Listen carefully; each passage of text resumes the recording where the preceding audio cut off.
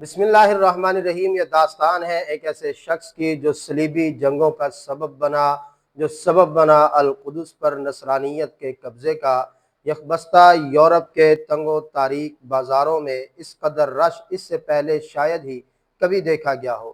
ان دنوں چوکوں اور بازاروں میں خچر پر سوار ایک پستہ قد سیاہ فام فقیر چیختا چلاتا تھا اور چیختا چلاتا ہوا گفتگو کرتا۔ لوگ دم سادے اس کی گفتگو کو سن رہے تھے اور اس کی گفتگو میں اس قدر درد تھا کہ بہت سے افراد دھاڑے مار مار کر روتے دکھائی دے رہے تھے۔ اس کی زبان شعلے اگلتی تھی، اس کے ایک ایک لفظ سے سامعین کے دل و دماغ جھنجھنا اٹھتے تھے۔ یہ فقیر انہیں بتاتا تھا کہ مسلمان نصرانیوں پر کیسے کیسے مظالم ڈھا رہے ہیں۔ وہ ایک داستان گھڑتا تھا اور یورپ کے رہنے والے عیسائیوں کے دل و دماغ میں اس کو اتارتا جاتا تھا، جس داستان کا حقیقت سے کوئی تعلق نہیں تھا، جبکہ حقیقت یہ تھی کہ مسلمانوں نے القدس کے حصول کے بعد عیسائیوں کو ان کے حقوق کی مکمل فراہمی کی تھی اور ان کے عبادت گاہوں اور گرجوں کو مکمل طور پر محفوظ رکھا تھا۔ کسی بھی مذہبی عبادت گاہ کو گرایا نہیں گیا تھا اور کسی کو بھی تشدد کا نشانہ نہیں بنایا گیا تھا، یہاں تک کہ ہارون الرشید کے ساتھ ہونے والے معاہدے کی پاسداری بھی جاری تھی اور عیسائیوں کو ایک وسیع تعداد کے اندر القدس کی زیارت کی اجازت دی گئی تھی اور وہ زیارت کے لیے آتے تھے۔ زائرین القدس کو دیکھتے تھے، تمام تر سہولیات انہیں ملتی تھی۔ ان سہولیات کو دیکھتے ہوئے ان کے دل میں یہ جذبہ اس ایک شخص نے بیدار کیا کہ القدس ہمیں حاصل کرنا چاہیے، کیونکہ یہ خطہ ہر لحاظ سے اہمیت کا حامل تھا۔ اس کے ساتھ ساتھ مسلمانوں کی مالداری خوشحالی دیکھ کر انہیں شدید حسد ہوتا تھا اور وہ یہ جذبہ لے کر اپنے وطن لوٹتے تھے کہ کسی طرح اس سرزمین کی دولت، فراوانی اور وسائل پہ قابض ہو جائے۔ صدیوں سے پنپنے والا یہ حسد جذبہ انتقام اور حفظ مال و ملک گیری صلیبی جنگوں کے اصل محرکات تھے۔ اس شخص نے خچر پہ بیٹھ کر یورپ کے لوگوں کو اس قدر بیدار کیا کہ اس کے جھانسے کے اندر نہ صرف یہ کہ عوام بلکہ حکمران امراء نے اپنی توجہ القدس کی طرف مبذول کر دی، جبکہ مسلمانوں نے اس تمام تر صورتحال کے باوجود عیسائیوں کے القدس آنے پر کسی قسم کی کوئی پابندی عائد نہیں کی۔ اس دوران عیسائی زائرین کی بیت المقدس میں آمد جاری تھی۔ انہوں نے مقدس سرزمین کے آداب کو فراموش کر کے جگہ جگہ ادھم مچانا شروع کر دیا تھا۔ وہ ہزاروں کی تعداد میں بڑے بڑے قافلے بنا کر القدس آتے اور بعض اوقات رستے میں پڑنے والے اسلامی شہروں کی مینجمنٹ انتظامیہ کو تنگ کرتے۔ پادریوں نے اعلان کیا کہ جو یروشلم کی زیارت کے لیے جائے گا اس کے تمام تر گناہ معاف ہو جائیں گے۔ یہ اعلانات سنتے ہی شرابیوں، بدکاروں، غنڈوں کی ایک بڑی تعداد القدس کا رخ کر رہی تھی۔ وہ تمام تر فسادات کرتے، راستے بھر ناچتے گاتے، شراب نوشی کرتے، باجے بجاتے القدس میں داخل ہوتے۔ جب ان کی یہ کھڑمستیاں اور بے آدابیاں حد سے بڑھی تو مسلم امراء نے کچھ پابندیاں ان کے اوپر عائد کی۔ ان پابندیوں کا فائدہ اٹھا کر اس شخص نے، جس کا نام پطرس تھا، اپنی آواز کو اور زیادہ بلند کرنا شروع کیا اور اس پابندی کو عیسائی پادریوں نے جبر و تشدد کا نام دے دیا۔ پیٹر راہب بھی القدس پہنچا۔ القدس پہنچ کر اس کے سامنے یہ پابندیاں آئیں۔ پیٹر نے ان پابندیوں کو سخت نفرت کی نگاہ سے دیکھا کہ کس طرح یہ مقدس شہر مسلمانوں سے واپس لے لیا جائے۔ القدس کے بشپ بڑے پادری نے اسے مسلمانوں کے مظالم کے فرضی قصے سنائے اور یہ قصے سن کر مزید اس کی تڑپ بڑھتی ہوئی چلی گئی۔ جب پیٹر نے القدس کو چھیننے کے جذبے کا اظہار بشپ کے سامنے کیا تو اس نے کہا کہ یورپی تاجر ہی ہمیں مسلمانوں سے آ کر نجات دلا سکتے ہیں۔ اس پر پیٹر پطرس نے یورپ کے حکمرانوں کو جھنجھوڑنے کی ذمہ داری لی اور یہ ذمہ داری قبول کرنے کے ساتھ ساتھ بشپ نے اسے یورپی بادشاہوں کے نام خطوط دیے، جن خطوط میں شام پر حملے کی دعوت دی گئی تھی۔ پیٹر یہ خطوط لے کر اٹلی کے دارالحکومت روم میں کلیسا کے سربراہ پوپ سے ملا۔ صدیوں سے کلیسا دو حصوں میں تقسیم تھا۔ ایک مشرقی کلیسا تھا جس کا مرکز قسطنطنیہ تھا، دوسرا مغربی کلیسا تھا جس کا مرکز روم تھا۔ دونوں میں صدیوں سے عداوت چلی آ رہی تھی، مگر مسلم دشمنی میں دونوں ایک ہو گئے۔ یہ الگ الگ کلیسا، ان کے رہنے والے، ان کے نظریات مسلمانوں کے خلاف متحد ہو گئے۔ یوں پیٹر راہب کی اس تحریک کو مزید قوت حاصل ہوئی۔ پیٹر راہب روم کے پوپ اربن ثانی سے ملا، جو انتہائی متعصب انسان تھا۔ اس نے القدس کی بازیابی کے خیال کو بڑی دلچسپی سے سنا اور پیٹر کو گلے لگا کر اسے یہ مہم سونپی کہ وہ یورپ کے کونے کونے میں جا کر عوام اور حکام کو شام پر حملے کی دعوت دے۔ بس پھر کیا تھا کہ پیٹر یورپ کے دورے پر نکلا اور اس نے پورے یورپ کو مسلمانوں کے خلاف مشتعل کر دیا تھا۔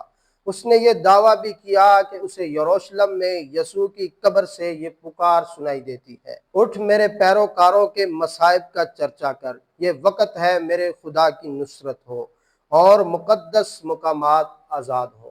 یہ ایک من گھڑت قصہ تھا جس کو پیٹر نے سنا کر لوگوں کے جذبات کو ابھارا۔ پیٹر کے ان دعووں نے اور شعلہ نما تقاریر نے اہل یورپ کو مشرق پر ٹوٹ پڑنے کے لیے اس طرح ابھارا تھا کہ لگتا تھا کہ ان کے پاس جینے کا کوئی اور مقصد ہی نہیں۔ القدس القدس القدس کے نعرے صبح و شام ان کی زبان پر زد عام تھے۔ خود یورپی حکمران بھی اس میں دلچسپی لے رہے تھے۔ بالآخر ایک بڑا قافلہ تیار ہوا اور اس نے القدس کا رخ کیا۔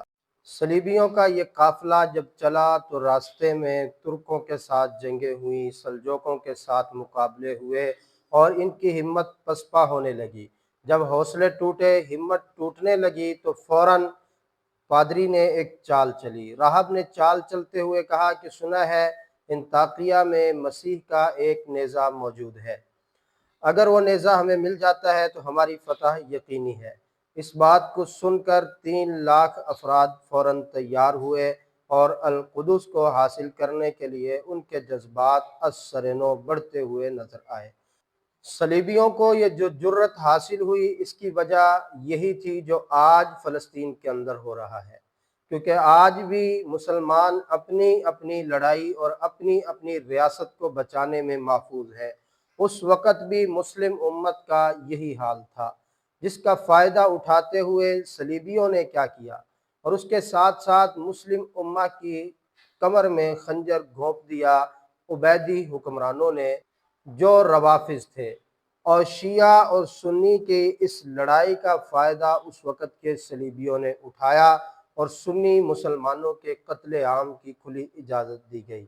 القدس میں عبیدیوں کا نائب افتخار الدولہ حاکم بن چکا تھا، لیکن وہ صلیبیوں کے ساتھ مکمل ساز باز کے اندر مصروف تھا۔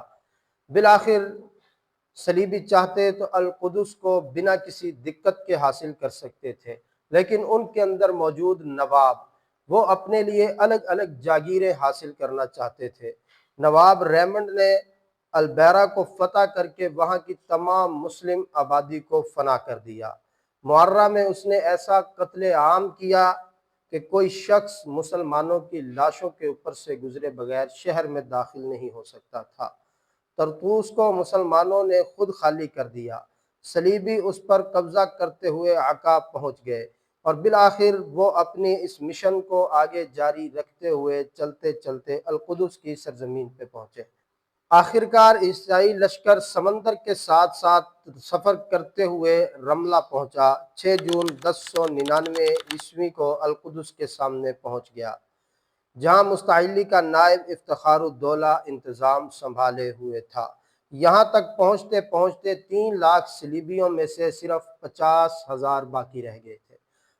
اگر مسلم حکمران چاہتے تو وہ فوراً ان کے اوپر کنٹرول حاصل کر سکتے تھے، لیکن امت میں پیدا ہوئے انتشار کی وجہ سے ان صلیبیوں کا راستہ نہ روکا جا سکا، اور ادھر القدس میں موجود مسلمانوں کو محصور کر لیا گیا تھا اور شام سے لے کر بغداد تک کوئی کمک کوئی مدد مسلمانوں کو نہ پہنچی تھی۔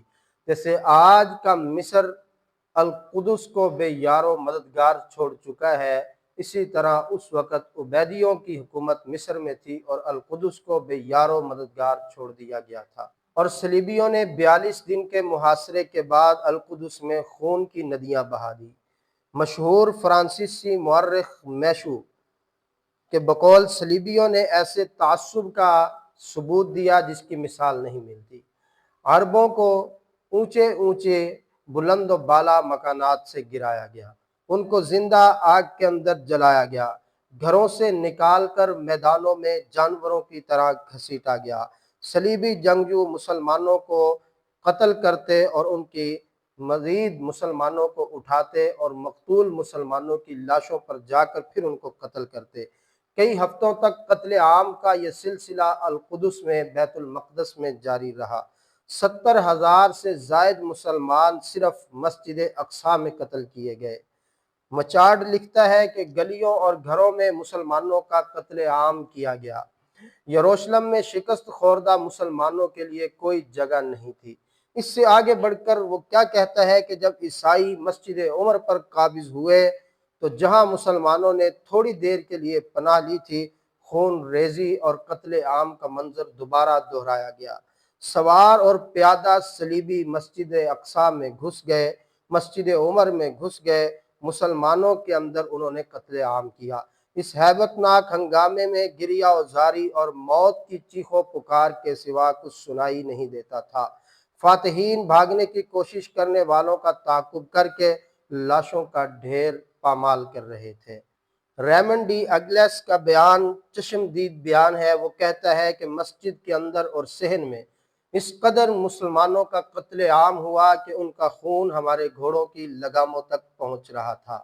فرانسیسی مورخ لیبان کا بیان ہے کہ ہمارے لوگ بچوں کے ٹکڑے کر رہے تھے، جوانوں اور بوڑھوں کو قتل کر رہے تھے، کسی جاندار کو زندہ نہیں چھوڑتے تھے۔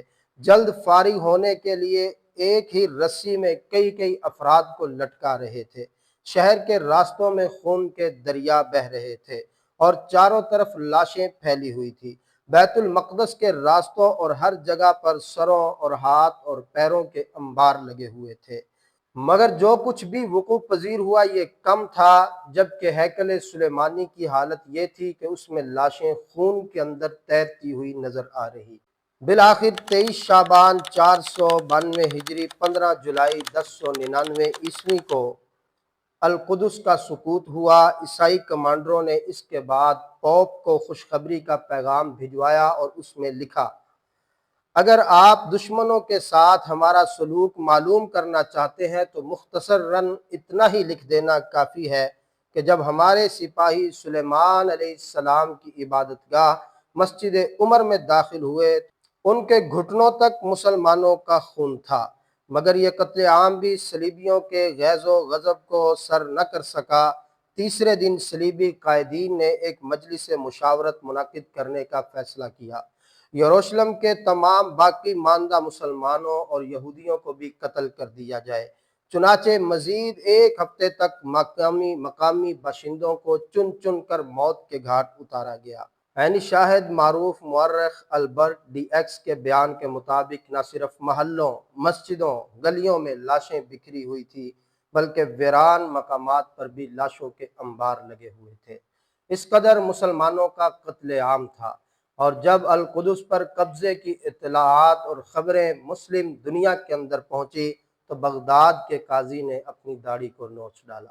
ایک کوہرام مچا، ایک صف ماتم بچھی جو کہ بے فائدہ تھی، کیونکہ یہ سب ان کے سامنے تھا اور وہ سب اس منظر کو دیکھ رہے تھے۔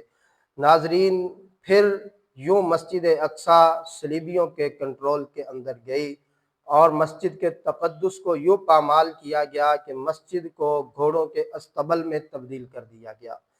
کیا وہ ظلم اور ستم نہیں تھا جو القدس کے باسیوں پر ڈھایا گیا؟ کیا وہ ظلم نہیں تھا؟ کس قدر ظلم اور تشدد اور بربریت تھی جو عرب باشندوں کے ساتھ اختیار کی گئی؟ تو یہ ساری داستان القدس کا وہ نقشہ جو 1099 عیسوی کے اندر تھا، آج 2025 میں القدس کی صورتحال اسی منظرنامے کو دہرا رہی ہے۔ کل یہ قتل عام کرنے والے عیسائی تھے، آج کے قتل عام کے ذمہ دار عیسائی اور یہودی دونوں ہیں۔ آج کا گٹھ جوڑ بھی یہی دکھا رہا ہے۔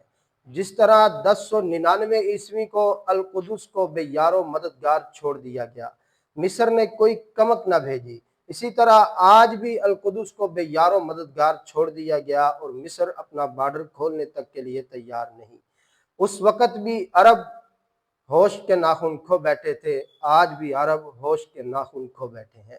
آج عربوں کے لیے یہ پیغام ہے کہ اگر یہ قتل عام نہ رکا، اگر یہودیوں کو نہ روکا گیا، تو کل کو پھر دوبارہ وہی تاریخ دہرائی جائے گی جو القدس کی 1099 میں دہرائی گئی تھی۔ اس لیے اب بھی وقت ہے عرب حکمران اپنے آپ کو سنبھالیں اور مسجد اقصیٰ القدس فلسطین کے مسلمانوں کا دست بازو بنے، اور اس کے ساتھ ساتھ مسلمانوں کے لیے آواز اٹھائیں، ورنہ یہ آگ پھیلے گی اور بہت آگے تک جاتی ہوئی دکھائی دے رہی ہے اگر اس کے راستے میں رکاوٹ نہ ڈالی گئی۔